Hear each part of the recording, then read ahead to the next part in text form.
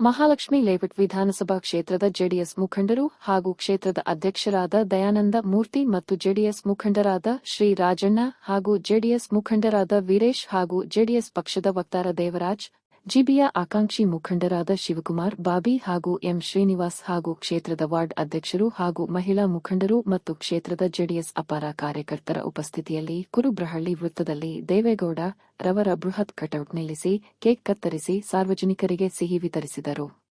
ಈ ಸಂದರ್ಭದಲ್ಲಿ ಮಹಾಲಕ್ಷ್ಮಿ ಲೇಔಟ್ ವಿಧಾನಸಭಾ ಕ್ಷೇತ್ರದ ಜೆಡಿಎಸ್ ಮುಖಂಡರು ಮಾಜಿ ಪ್ರಧಾನಿ ಎಚ್. ಡಿ. ದೇವೇಗೌಡ ರವರ ದೇಶಕ್ಕೆ ನೀಡಿದ ಸೇವೆ ಹಾಗೂ ರಾಜ್ಯಕ್ಕೆ ನೀಡಿದ ಕೊಡುಗೆ ವಿಚಾರವಾಗಿ ಮುಖಂಡರು ಸುದ್ದಿಗಾರರೊಂದಿಗೆ ಮಾತನಾಡಿ ತಮ್ಮ ಅಭಿಪ್ರಾಯ ಹಂಚಿಕೊಂಡರು.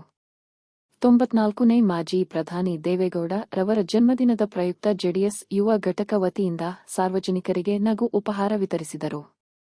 ಇದೇ ಸಂದರ್ಭದಲ್ಲಿ ಯುವ ಘಟಕ ಅಧ್ಯಕ್ಷ ಮಾತನಾಡಿ ಮೂರನೇ ಬಾರಿಗೆ ಮುಖ್ಯಮಂತ್ರಿಗಳಾಗಲಿ ನಿಖಿಲ್ ಕುಮಾರಸ್ವಾಮಿ ಅವರು ಈಗ ನೀವು ಇನ್ನು ಹೆಚ್ಚಿನ ಸದಾವಕಾಶ ಕೆಲಸ ನಮ್ಗೆ ಸಹಾಯ ಮಾಡ್ಲಿ, ಇನ್ನು ಮುಂದುವರಿಯಲಿಕ್ಕೆ ಅಂತ ಹೇಳ್ತಾ, ಹಾಗೇನೆ ನಮ್ಮ ಕುಮಾರಣ್ಣವರು 28ಕ್ಕೆ ಮೂರನೇ ಬಾರಿಗೆ ಮುಖ್ಯಮಂತ್ರಿಗಳಾಗಲಿ ನಿಖಿಲ್ ಕುಮಾರಸ್ವಾಮಿ ಅವರು ಈಗ ನೀವು ಕಂಡಂಗೆನೆ ಹೆಚ್ಚು ಕಮ್ಮಿ 14,000 ಕಿಲೋಮೀಟರ್ ಈಗಾಗಲೇ ಅವರು ಜರ್ನಿ ಮಾಡಿದ್ದಾರೆ.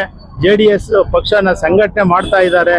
ನೀವು ನಾವುಗಳು ಎಲ್ಲರೂ ಸೇರಿ ಜೆಡಿಎಸ್ ಪಕ್ಷನ ಏನು ಹಿಂದೆ ಹಿರೀಕರು ಇದ್ರು, ಹಿರೀಕರು ಸ್ವಲ್ಪ ದೂರ ಆಗಿರೋ ಅಂತವ್ರನ್ನ ಯಾರ್ಯಾರು ಇದ್ದಾರೆ ಎಲ್ಲಾರನ್ನೂ ನಾವು ಒಟ್ಟಿಗೆ ಕರ್ಕೊಂಬಂದು ನಾವು ಈ ಸರ್ತಿ 28ಕ್ಕೆ ಚುನಾವಣೆ ನಾವು ಗೆಲ್ಲಿಸಲೇಬೇಕು ಅಂತ ಕೇಳ್ಕೊಂಡು, ಅದೇ ರೀತಿಯಲ್ಲಿ ಈಗ ಮುಂದೆ GBA ಬರ್ತಾ ಇದೆ. GBA ಚುನಾವಣೆ ಮಾಡ್ಲಿಕ್ಕೆ ಕಾಂಗ್ರೆಸ್ನವರಿಗೆ ಇಂಟ್ರೆಸ್ಟ್ ಇಲ್ಲ. ಹಾಗಾಗಿ GBAನ ಒಂದು ನಾಟಕ ಆಡ್ಕೊಂಡು ಒಂದು ಸುಟ್ಟಕ್ಕಿ ಹಾರಿಸ್ಕೊಂಡು ಇವತ್ತು ನಾಳೆ ನಾಡ್ದು ಅಂತ ಇದ್ದಾರೆ. ಅವರ ಇದ್ರಲ್ಲೇ ಒಡಕಿರೋದ್ರಿಂದ ತಿಳ್ಕೊಂಡು ಮುಂದಕ್ಕೆ ಹೋಗ್ತಾ ಇದ್ದಾರೆ. ಈ ಟೈಮ್ನಲ್ಲಿ ಮಾಡಿದ್ರೆ ನಮ್ಗೆ GBA ಬಹಳ ಇದಿತ್ತು, ಅನುಕೂಲ ಇತ್ತು. ಹಾಗಾಗಿ ಇನ್ನೂ ಎಲ್ಲ ಸಂಘಟನೆ ಮಾಡಿಕೆ ನಮ್ಗೆ ಒತ್ತಿದೆ.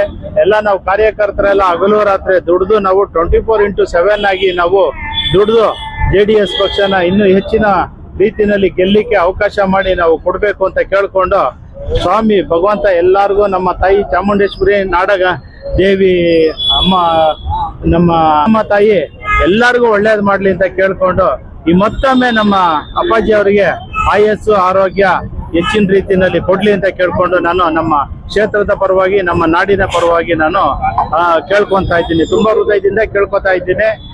ಜೈ ಜೆಡಿಎಸ್. ಈ ನಾಡು ಕಂಡ ಅಪ್ರತಿಮ ಹೋರಾಟಗಾರರು, ಜನಪರ ನಾಯಕರು ಯಾರನ್ನ ಇದ್ರೆ ಕರ್ನಾಟಕದಲ್ಲಿ ಅಲ್ಲ ರಾಷ್ಟ್ರದಲ್ಲಿ ದೇವೇಗೌಡರು ಮಾತ್ರ ಸಾಧ್ಯ. ಯಾಕಂದ್ರೆ ಇವತ್ತೇನ್ ಬೆಂಗಳೂರು ರಿಂಗ್ ರೋಡ್ ಇರ್ಬೋದು, ITBT ಇರ್ಬೋದು, ಮೆಟ್ರೋ ಟ್ರೈನ್ಗಳು ಇರ್ಬೋದು, ಇವೆಲ್ಲ ಏನು ಇವಕ್ಕೆಲ್ಲ ಕಾರಣಕರ್ತರು ಯಾರನ್ನ ಇದ್ರೆ ಅದು JDS ಪಕ್ಷ, ದೇವೇಗೌಡರು, ಕುಮಾರಸ್ವಾಮಿ ಅನ್ನೋದ್ರಲ್ಲಿ ಎರಡು ಮಾತಿಲ್ಲ. ಬಹುಶಃ ಎಲ್ಲರಿಗೂ ಸಮಬಾಳು ಅನ್ನೋ ಸಿದ್ಧಾಂತದಲ್ಲಿ ಏನಾನ ಇವತ್ತು ಸರ್ವೇ ಸಾಮಾನ್ಯ ಒಬ್ಬ ಚಮ್ಮಾರ ಇರ್ಬೋದು, ಇಲ್ಲ ಹಿಂದುಳಿದವ್ರಿಗೆ ಇರೋದು, ಸಾಮಾನ್ಯ ವರ್ಗದಿಂದ ಬಂದವರು ಕೂಡ ಇವತ್ತು ಮೇಯರ್ ಆಗ್ಬೋದು, ಜಿಲ್ಲಾ ಪಂಚಾಯತ್ ಮೆಂಬರ್ ಆಗ್ಬೋದು, ಜಿಲ್ಲಾ ಪಂಚಾಯತ್ ಸದಸ್ಯರಾಗ್ಬೋದು ಅಂತೆಲ್ಲ ಅವಕಾಶಗಳನ್ನ ಕಲ್ಪಿಸಿಕೊಟ್ಟಿದ್ರೆ ಅದು ಸನ್ಮಾನ್ಯ ದೇವೇಗೌಡರು ಕನಸಿನ ಕೂಸು. ಇವತ್ತೇನು ರಾಜಕೀಯದಲ್ಲಿ ಹಲವಾರು ಜನ ಬರ್ತಾರೆ ಹೋಗ್ತಾರೆ, ಬಟ್ ಜನಪರ ಕಾಳಜಿಯಾಗಿ ಜನಪರ ಚಿಂತನೆಯಾಗಿ ಇವತ್ತೇನೋ ಬೆಂಗಳೂರು ಇಷ್ಟು ಗ್ರೋತ್ ಬೆಳೆದಿದೆಯಲ್ಲ, ಇವತ್ತು 4 ಸ್ಟೇಜ್ ಇರ್ಬೋದು, ಬೆಂಗಳೂರಿಗೆ ಸಂಬಂಧಪಟ್ಟಾದ ಪವರ್ ಗ್ರಿಡ್ಗಳು ಏನೋ ಇವತ್ತೇನೋ ಇಡೀ ಬೆಂಗಳೂರಲ್ಲಿ ಪವರ್ ಪ್ರಾಬ್ಲಮ್ ಇಲ್ಲದೆ ಇವತ್ತು ಬೆಂಗಳೂರು ಇಷ್ಟೇ ಗ್ರೋತ್ ಬೆಳೆಯೋಕ್ ಕಾರಣ ಯಾರನ್ನ ಇದ್ರೆ ಅದು ದೇವೇಗೌಡರು ಮತ್ತು ಕುಮಾರಸ್ವಾಮಿ ಅವ್ರ ಕಾರಣ.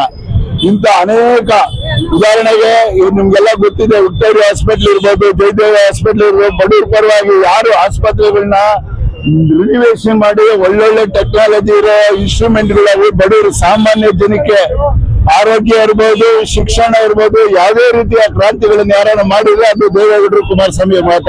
ಇಂತ ಹಲವು ಯೋಜನೆಗಳು ನಮ್ಮ JDS ಸರ್ಕಾರದಾಗಿದೆ. ಮುಂದಿನ ದಿನಗಳಲ್ಲಿ ನಮ್ಗೆಲ್ಲ ಖಂಡಿತ ಭರವಸೆ ಇದೆ.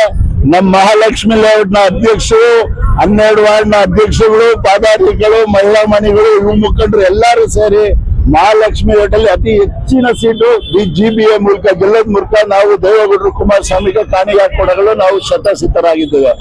ಇನ್ನೊಮ್ಮೆ ಮಗದೊಮ್ಮೆ ಸನ್ಮಾನ್ಯ ದೇವೇಗೌಡರು ಹುಟ್ಟುಹಬ್ಬ ಶುಭಾಶಯ ಕೋರೋದ್ ಜೊತೆಗೆ ಇನ್ನೂ 16 ವರ್ಷಗಳು ನಮ್ಗೆ ಮಾರ್ಗದರ್ಶಕರಾಗಿ ಆಶೀರ್ವಾದ ಅವ್ರ ನಮ್ಮ ಮೇಲೆ ಇರಲಿ ಅಂತ ಭಗವಂತ ಪ್ರಾರ್ಥಿಸ್ತಾ 2 ಮಾತು